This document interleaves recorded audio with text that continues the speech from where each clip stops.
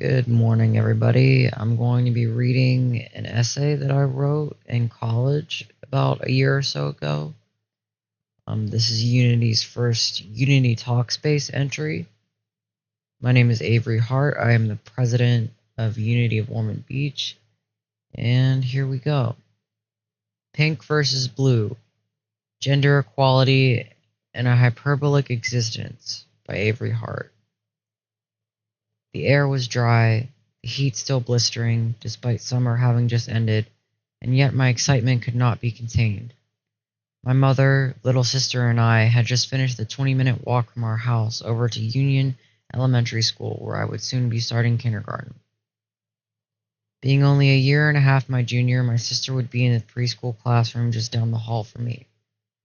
We arrived 30 minutes before the orientation, so we sat along the bleachers at the humble baseball field at the corner of the school. "Don't sit down like that when you're in school. It isn't ladylike," my mother said to me, and that was my earliest memory of giving the idea of gender any consideration at all. Until I was about 5 years old, my parents, mainly my mother, picked out all my clothes for me. On most days, I would run around the house in brightly colored Bobby Jack tees, each one depicting a different design of the over-enthusiastic primate engaging in various activities, from skipping rope to scarfing copious amounts of candies. When my sister and I would play in the red mulch-covered backyard, we would wear gingham sundresses, sometimes popsicle-stained blue, that our mother had hand-sewn for us. It wasn't until being around my kindergarten peers that I started to give what I wore any thought beyond, "No, I don't want to wear the Christmas dress again this year. It's too itchy." Being perceived as a girl by other kids my age came as a total shock to me and bothered me in a way I couldn't explain at the mere age of 5.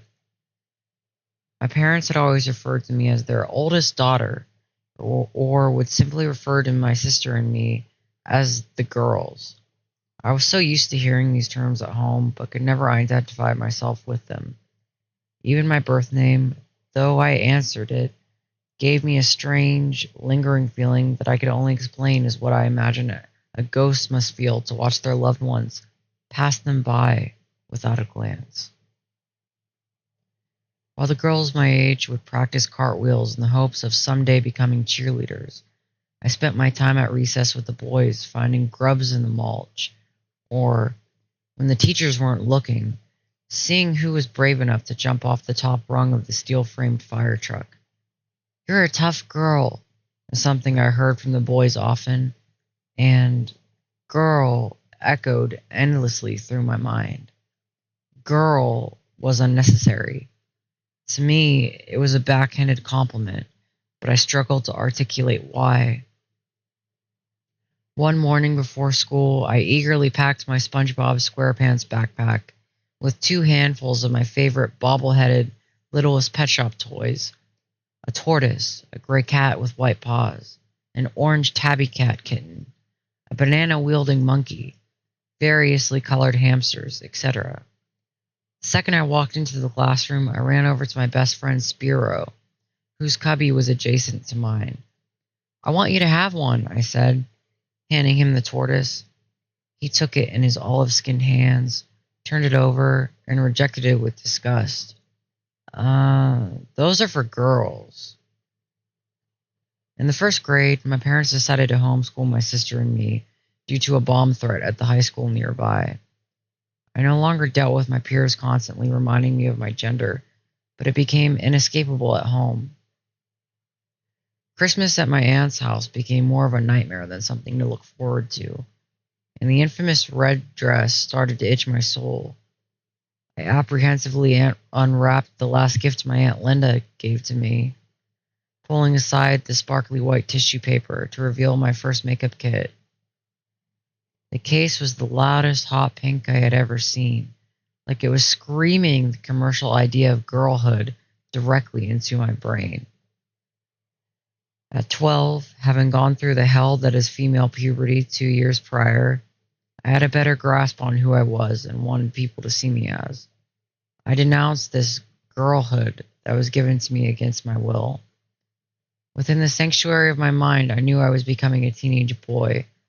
Throughout my entire childhood, I was a boy carrying the weight of societal expectations on young girls.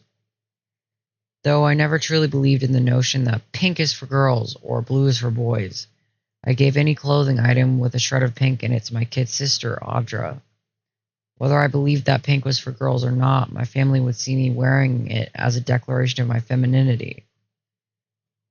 In There Is No Unmarked Woman by Deborah Tannen, she describes each of the women at the conference had to make decisions about hair, clothing, makeup, and accessories, and each decision carried meaning.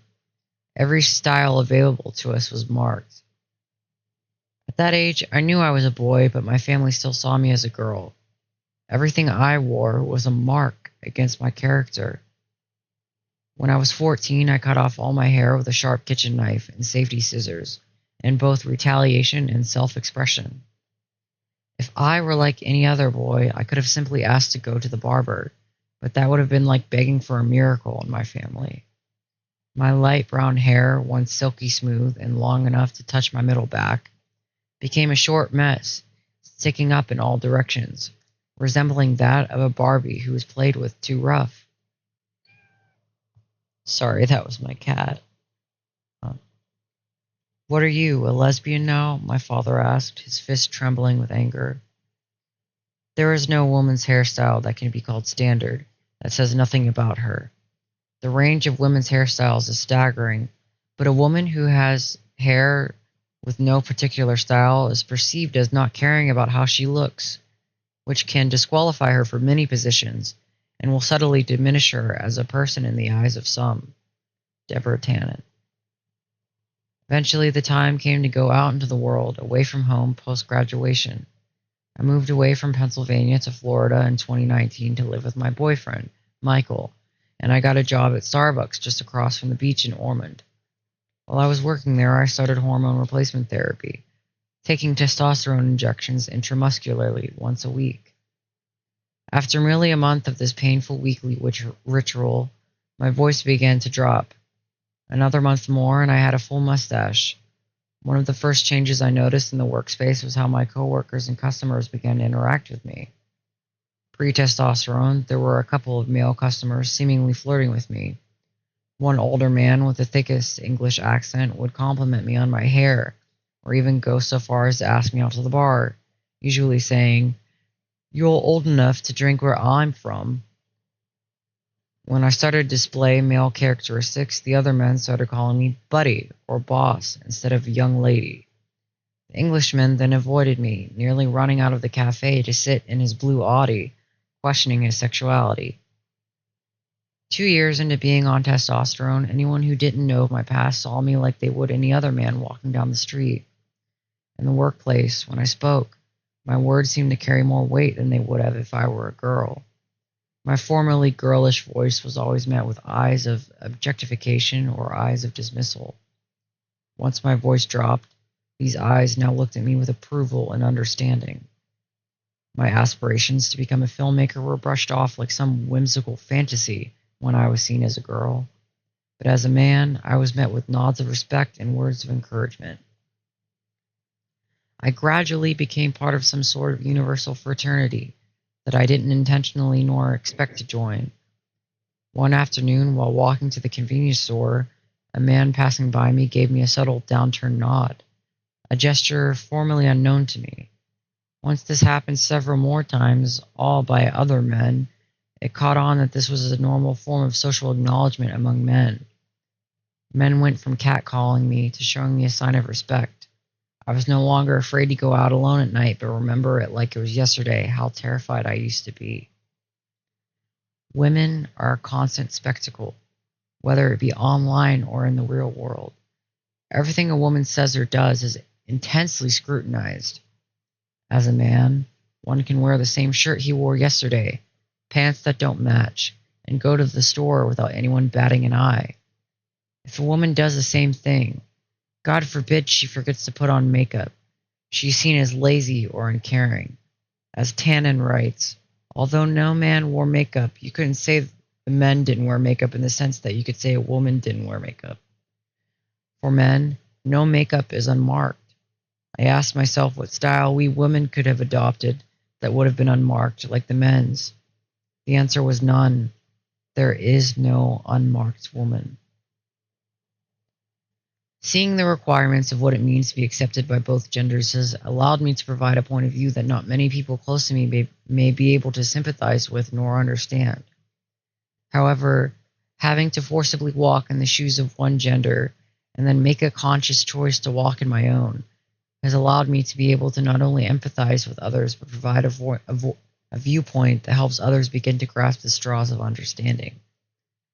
Changes are necessary in all corners of the world. Yet the building block of meaningful change is empathy that people slowly learn from seeing the struggles of others. Everyone, regardless of gender or the clothes they wear, strives to live the average existence that is often shown to be the norm, hoping that others will allow them the same privilege to live a simple life of those that they coexist with, and forget, just for a moment, that they are different from the majority. There should be no pink versus blue. No girl or boy reprimanded for finding interest in things deemed only for the opposite gender. No little girl's voice left unheard because she doesn't carry the same authority as a boy. Or no woman forever marked by society for what she decides or doesn't decide to wear.